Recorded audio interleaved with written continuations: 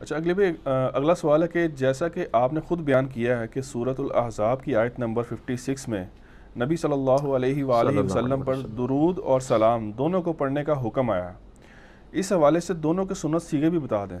ایک تو سنت سیغہ میں نے آپ کو بتا دیا نا، سلام کا السلام علیکہ ایھا النبی ورحمۃ اللہ وبرکاتہ، یہ بخاری مسلم دونوں میں حدیث ہے کہ ابن مسعود رضی اللہ تعالیٰ عنہ کہتے ہیں کہ نبی علیہ السلام نے مجھے نماز کا تشہد اس طرح تعلیم کیا کہ آپ کے دونوں مبارک ہاتھوں میں میرا ہاتھ تھا اور آپ نے کہا پڑھ التحیات للہ والصلوات والطیبات السلام علیکہ ایھا النبی ورحمۃ اللہ وبرکاتہ السلام علینا وعلی عباد اللہ الصالحین اشہد ان لا الہ الا اللہ واشہد ان محمدا عبدہ ورسولہ صلی اللہ علیہ وآلہ وسلم۔ تو یہ جو مشہور ہے نا کہ شب معراج کی گفتگو ہے، بالکل جعلی بات ہے۔ جابر بن عبداللہ کہتے ہیں نبی علیہ السلام نے تشہد ہمیں اس طرح تعلیم کیا جس میں قرآن کی آیات، یہ وحی کے ذریعے بتایا گیا، اس میں سلام آ گیا۔ بخاری مسلم میں ہے کہ یہ جو سورۃ الاحزاب کی آیت نمبر 56 ہے نا، ان اللہ وملائکتہ یصلون علی النبی، جب یہ نازل ہوئی تو صحابہ نے عرض کیا کہ اللہ کے محبوب صلی اللہ علیہ وآلہ وسلم آپ ہمیں درود سکھائیں، جو میں نے پچھلے سوال میں بتایا کہ پھر آپ علیہ السلام کو وحی کے ذریعے بتایا گیا، صحیح مسلم کے الفاظ ہیں۔ بخاری میں ہے کہ جو ہم ایسا درود پڑھیں جو آپ اور آپ کے اہل بیت پہ ہو، تو پھر درود ابراہیمی تعلیم کیا گیا۔ تو درود ابراہیمی ایک یعنی سنت سیغہ ہے جو اللہ کے محبوب صلی اللہ علیہ وآلہ وسلم نے تعلیم فرمایا۔ اس کے علاوہ بھی کئی ایک درود ہیں جو صحیح الاسناد احادیث سے ثابت ہیں۔ پہلے نمبر پہ جب بھی ہم بات کریں گے تو بخاری مسلم میں جو تعلیم کیا ہوا درود ابراہیمی ہے اس کے اوپر بات کریں گے۔ اس کے بھی کئی ایک ورژن آپ کو ملیں گے۔ صحیح بخاری میں آپ کو ایسا درود ابراہیمی بھی ملے گا جس میں آپ کو یہ الفاظ ملیں گے کہ اللہم صلی علی محمد وعلی ازواجہ وذریاتہ، یعنی آپ کی بیویوں پہ بھی آپ کی اولاد پہ بھی درود۔ تو اس حوالے سے نا کافی ورژن اویلیبل ہے۔ دارالاسلام والوں نے ایک درود شریف کا کارڈ چھاپا ہوا ہے، اس میں انہوں نے کلر کوڈنگ کر کے نا درود ابراہیمی کے سارے ورژن بتائے ہیں کہ جی فلاں کتاب میں یہ والا ورژن ہے، لیکن وہ سارے اس کے گرد ہی گھومتے ہیں۔ تو پہلے نمبر پہ یہ درود شریف ہے جو ہم تعلیم کے طور پر نبی علیہ السلام کی احادیث کی روشنی میں لوگوں کو بتاتے ہیں۔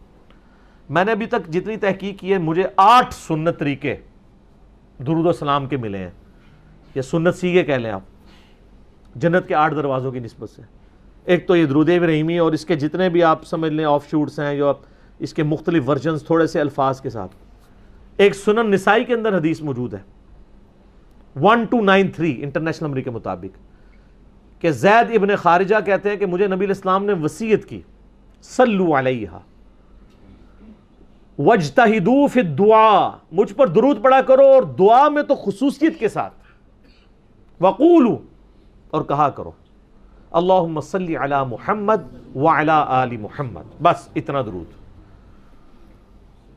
صلاۃ بر محمد وآل محمد، اللہم صلی علی محمد وعلی آل محمد، صلو علی الحبیب، اللہم صلی علی محمد وعلی آل محمد۔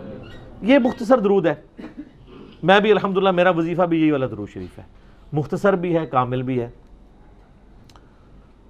اس کے علاوہ آپ کو قرآن میں بھی ایک درود ملتا ہے۔ سورہ الصافات کی آخری آیات کیا ہیں؟ سبحان ربک رب العزت عما یصفون وسلام علی المرسلین والحمد للہ رب العالمین، تمام رسولوں پر سلام ہو، یہ بھی درود شریف کی فارم ہے نا۔ تو یہ ایک تیسرا سنت سیغہ ہو گیا۔ اسی طریقے سے صحیح ابن خزیمہ کے اندر اور المستدرک للحاکم میں صحیح سند کے ساتھ ہے ایک درود، اللہم صلی علی محمد النبی الامی، بس اتنا۔ کتنے ہو گئے؟ 4 ہو گئے نا۔ تو آپ ان چاروں میں سے کوئی بھی پڑھیں، آپ کو فضائل و برکات حاصل ہو جائیں گے۔ اس طریقے سے جامعہ ترمذی میں ایک حدیث ہے، وہ جب ایک تابعی کو چھینک آئی تھی، اس نے پڑھا تھا الحمدللہ والسلام علی رسول اللہ۔ تو ابن عمر نے کہا میں بھی پڑھتا ہوں لیکن چھینک کے ساتھ نہ پڑھو، میں بھی پڑھتا ہوں الحمدللہ والسلام علی رسول اللہ۔ تو یہ بھی ایک درود شریف ہو گیا، الحمدللہ والسلام علی رسول اللہ۔ ایک ضعیف روایت بھی ہے سنن ابن ماجہ میں، ابو داؤد میں، بسم اللہ والصلاۃ والسلام علی رسول اللہ اللہم افتح لی ابواب رحمتک، وہ جو روزہ شریف کے باہر وہ باب جبریل کے اوپر لکھا ہوا ہے، وہ ضعیف روایت ہے. صحیح روایت جو ہے نا وہ ترمذی والی ہے، الحمدللہ والسلام علی رسول اللہ. تو یہ کتنے سیگے ہو گئے؟ 5. چھٹا سیگا جس طرح درود ابراہیمی وابیوں والا درود کہتے ہیں نا، ایک بریلویوں والا درود بھی ہے، وہ قبر رسول پہ جا کے پڑھا جاتا ہے. الموطا امام مالک میں موجود ہے، فضل الصلاۃ علی النبی میں موجود ہے، المصنف ابن ابی شیبہ میں موجود ہے، سنن کبریٰ البیہقی میں موجود ہے کہ ابن عمر رضی اللہ تعالیٰ عنہ جب بھی سفر پر جاتے واپس آتے مسجد نبوی میں 2 نفل پڑھتے، اس کے بعد قبر رسول پہ آ کر عرض کرتے السلام علیکہ یا رسول اللہ. اس کے بعد سیدنا ابوبکر کی قبر پہ آ کے عرض کرتے السلام علیکہ یا ابا بکر، اور پھر السلام علیکہ یا عمر، اور ایک روایت میں آتا ہے یا ابتا، اے میرے باپ آپ پر سلامتی ہو. تو السلام علیکہ یا رسول اللہ سیگا بھی ثابت ہو گیا. کتنے ہو گئے؟ 6. 7واں آپ وہ والا سیگا کر لیں جو بخاری مسلم میں ہے، تشہد والا، کہ نبی اسلام نے سلام سکھایا کہ مجھ پہ کیسے پڑھا جائے. السلام علیکہ ایھا النبی ورحمۃ اللہ وبرکاتہ. تو یہ بھی آپ دیکھیں اس کے اندر کتنا ہے، اس میں درود بھی کور ہو گیا ہے، کیونکہ درود کو صلاح کہتے ہیں، رحمت بھی عربی میں کہہ سکتے ہیں، اور برکتیں بھی. کیوں جی؟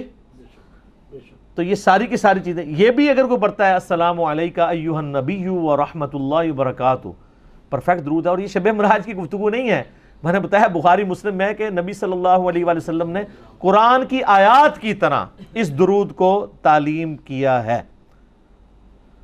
اور 7 پورے ہو گئے میرے خیال ہے. 8واں ایک رہتا ہے، وہ مشہور زمانہ درود صلی اللہ علیہ وآلہ وسلم، جو ہمارے بریلوی بھائی کہتے ہیں کہ جی یہ دروشی محدثین کی ایجاد ہے. نا، یہ نبی علیہ السلام نے تعلیم فرمایا ہے. صحیح مسلم میں ہے، عیسیٰ ابن مریم کے لیے نبی علیہ السلام نے فرمایا تھا وَيَنزِلُ عِيسَى ابن مریم، عیسیٰ ابن مریم تم میں نازل ہوں گے صلی اللہ علیہ وسلم. عیسیٰ علیہ السلام کو نبی صلی اللہ علیہ وآلہ وسلم نے صلی اللہ علیہ وسلم کہا، اور محدثین نے یہ مختصر درود لے لیا. اور میرے علم کی حد تک دنیا میں سب سے زیادہ پذیرائی جس درود کو ملی ہے، نہ وہ درود ابراہیمی ہے نہ کوئی اور درود ہے، وہ صلی اللہ علیہ وآلہ وسلم ہے. کیوں کہ عام جب ہم گفتگو کرتے ہیں تو گفتگو کی روانگی ڈسٹرب نہیں ہوتی ہے. شیعہ ویسے سلوگن کے طور پہ آپ کو وہ کہتے نظر آئیں گے صلاۃ بر محمد و آل محمد، تو اللہم صلی علی محمد و آل محمد.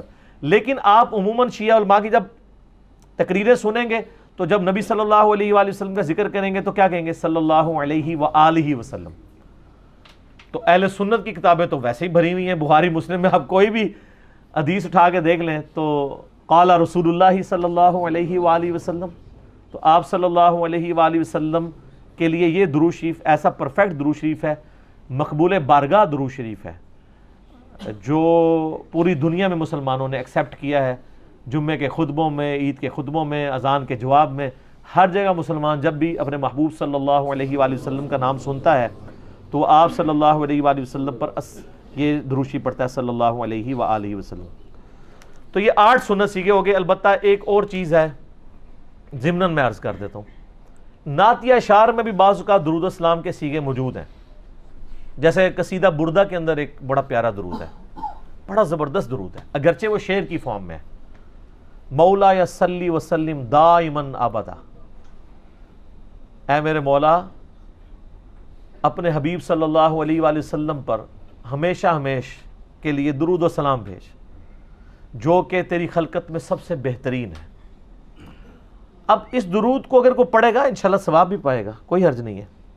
لیکن وظیفے کے طور پہ ہم درود وہی تعلیم کریں گے جو معصورہ ہوگا. معصورہ کہتے ہیں جو کتاب و سنت کے دلائل سے ثابت ہو. اسے نعت کے طور پہ پڑھیں. نعت تو بخاری مسلم میں حدیث ہے، حسان ابن ثابت نعت پڑھتے تھے. مسلم میں ان کے پورے اشعار ہیں، وہ شعیب بھائی نے پڑھے بھی تھے نا، میرے آقا میرے مولا محمد رسول اللہ، وہ اسی نعت کی اردو ٹرانسلیشن ہے. مسلم شریف میں وہ سارے اشعار موجود ہیں. حتیٰ کہ بخاری مسلم میں حدیث ہے نبی علیہ السلام حسان ابن ثابت کے لیے اپنی چادر بچھاتے اور دعا کرتے ہیں اللہ روح قدس کے ذریعے اس کی مدد کر، جس طرح عیسیٰ ابن مریم کی تو نے مدد کی تھی. اور اے حسان تو اشعار پڑھ، تیرے اشعار کافروں پر تیروں سے زیادہ سخت ہیں.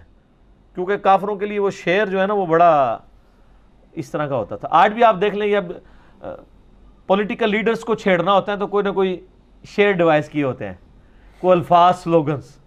ان کو سر پہ جوتی ماری جائے نا تو اس کی تکلیف تھوڑی ہوتی ہے, لیکن یہ جو نام رکھے ہوئے ہیں یہودی ایجنٹ, ڈیزل, ٹلی, نام لیے بغیر آپ پتہ سے کس کس کو یہ کہتے ہیں, چور, ٹھیک ہے, اور اس قسم کے کئی نام رکھے ہوئے ہیں.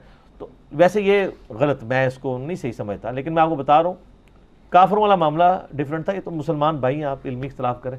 تو وہ اشعار, چونکہ وہ اشعار کی پوری جنگ ہوتی تھی, تو وہ حضرت حسان ابن ثابت, اور حسان ابن ثابت آخری عمر میں نابینا ہو گئے تھے. تو چونکہ یہ سیدہ عائشہ پہ جو تہمت لگی تھی, بخاری مسلم میں آتا ہے حدیث افک میں, حسان ابن ثابت بھی ان لوگوں میں شامل تھے جو اس کا شکار ہو گئے تھے, تہمت لگانے والوں میں. لیکن حضرت عائشہ کے سامنے جب بھی حضرت حسان کی کوئی برائی کرتا وہ اسے روک دیتی تھی, حالانکہ سب سے بڑی فیکٹری وہ خود تھی. تو کہتی تھی حسان کو برا مت کہو. وہ نبی اسلام کی طرف سے کافروں کو جواب دیا کرتا تھا. یہ ہمارے لیے اماں عائشہ کا عمل رول ماڈل ہے کہ اگر کوئی شخص رسول اللہ کا مجاہد ہے نا, آپ کے لاکھ اختلاف ذاتی بھی اس سے, آپ اس کو پروموٹ کریں, اس کی اچھی بات کو اچھی کہیں, بری بات کو برا کہنے کا حق ہے, لیکن آپ ڈائریکٹ بھی اس کے افیکٹو ہوں تب بھی اسے زیرو سے ملٹیپلائی نہ کریں. اور میں اس میں ذاتی بھی اپنی کئی باتیں بتا سکتا ہوں, کئی لوگوں کا میں ذاتی افیکٹو ہوں, لیکن جو صحیح بات ہوتی ہے میں بالکل کہتا ہوں کہ نہیں یار یہ بات بالکل ٹھیک کی ہے اس نے, یہ ایسا ہی ہے. اور اس میں آپ کا خون بڑھے گا, کم نہیں ہوگا, ورنہ آپ حسد کرتے رہیں گے, جلتے رہیں گے تو کڑ کڑ کے آپ ہی مرو گے. ٹھیک ہے, پازیٹیو رہیں, بہت فائدہ ہے, لیکن وہ پازیٹیو ایسا نہیں ہونا چاہیے کسی کی غلطیوں کے ساتھ بھی آپ کمپرومائز کرنا شروع کر دیں. نہیں, اتنا پازیٹیو نہیں, غلطی کو غلطی کہیں اور اچھائی کو اچھائی کہیں. تو یہ سنت سیکھے تھے. ٹھیک ہو گیا. اچھا, ابھی جو اپنے سنت سیکھے بتائیں آپ نے, درود اور سلام میں جو اپنی کیا فرق کیا جا سکتا ہے ان میں, کیونکہ کچھ سیگے ایسے تھے جن میں سلام کے الفاظ تھے, کچھ میں درود کے الفاظ تھے, رحمت کے, صلوات کے. فرق میرا خیال ہے کرنے کی ضرورت نہیں ہے. یہ تو جس طرح اردو لنگوسٹک میں آپ کہتے ہیں خوش و خرم, آپ کو کہ جی خوش اور خرم میں فرق کیا ہے, کوئی باریک سا فرق ہوگا بھی, لیکن اوورال مزاج ایک ہی ہے. حسین و جمیل, حسین بھی لفظ جو ہے وہ اردو میں استعمال ہوتا ہے خوبصورتی کے لیے, جمیل بھی خوبصورتی کے لیے. درود و سلام انٹرچینجبل ورڈ ہے, اسی لیے دیکھیں درود کو الگ ذکر کیا گیا, سلام کو الگ, لیکن اکثر 99% احادیث میں آپ کو درود کا ہی ذکر ملے گا. آپ صحیح مسلم کی حدیث نکال کے دیکھیں, نبی علیہ السلام فرمایا جو اذان کا جواب دے اس کے بعد درود پڑھے اور پھر الوسیلہ والی دعا مانگے, میری شفاعت اس کے لیے حلال ہو جائے گی. سلام کا ذکر کوئی نہیں ہے. تو سلام الگ سے ایک چیز ہے, درود الگ سے ہے, لیکن دونوں انٹرچینجبل ہیں. اگر کوئی صرف سلام پڑھ لیتا ہے وہ بھی نبی اسلام کے لیے دعائے رحمت کر رہا ہے, اور جو درود پڑھ رہا ہے وہ بھی آپ علیہ السلام کے لیے دعائے رحمت اور سلامتی کر رہا ہے. تو یہ اس طرح کی چیزوں سے نہیں, یہ تو ایک اس میں آپ کہہ لیں کہ جتنا گڑ ڈالیں گے میٹھا ہوتا جائے گا.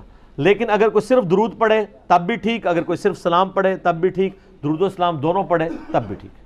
ٹھیک ہو گیا. سالی بھائی اگلا سوال بڑا امپورٹنٹ ہے اور بڑا کریٹیکل ہے عوامی لحاظ سے, کیونکہ یہ بہت زیادہ کوشچن کیا رہتا ہے. کیا کہ درود لکھی, درود ماہی, درود تاج, درود تنجینہ, درود غوثیہ, درود خضری اور قصیدہ بردہ شریف میں آنے والے الفاظ مولا یا صلی وسلم دائماً ابدا, ان کا اس کو وظیفے کے طور پر پڑھنا کیسا ہے, جبکہ ان کا ثبوت کسی ضعیف حدیث میں بھی نہیں ہے؟ وظیفے کے طور پہ آپ بے شک نہ پڑھیں. اگر ویسے آپ پڑھنا چاہتے ہیں دعا کے طور پہ, نعت کے طور پہ مولا یا صلی وسلم تو ضرور پڑھیں, لیکن اس میں کچھ اشعار ٹھیک نہیں ہیں. اور درود تاج کے اندر بھی کئی الفاظ جو ہیں وہ یعنی اب میں وہ شرکیہ لفظ استعمال کروں گا تو یہ چڑھ جائیں گے, تو میں کہوں گا گستاخانہ ہے. نبی علیہ السلام اگر سنیں تو ان چیزوں کی اجازت نہ دیں.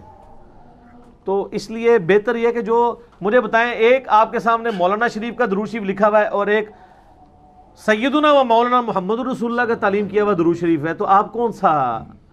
محمد رسول اللہ نبی صلی اللہ علیہ وسلم کا. بخاری میں حدیث ہے, مسلم میں بھی ہے, نبی علیہ السلام نے ایک صحابی کو دعا تعلیم کی وضو کے بعد, اس میں الفاظ تھے بِنَبِيِّكَ الَّذِي أَرْسَلْتَ, ایمان لایا اس کتاب پہ جو تیرے نبی کے ساتھ نازل ہوئی. اس نے نہ اس لفظ کو چینج کر کے بِرَسُولِكَ الَّذِي أَرْسَلْتَ پڑھ دیا. سپرلیٹو ڈگری لگا دی، نبی سے بہتر ڈگری ہے رسول. نبی علیہ السلام نے فرمایا یہ تم نے میرے الفاظ کیوں بدلے؟ وہی کو جو میں نے تعلیم کیا.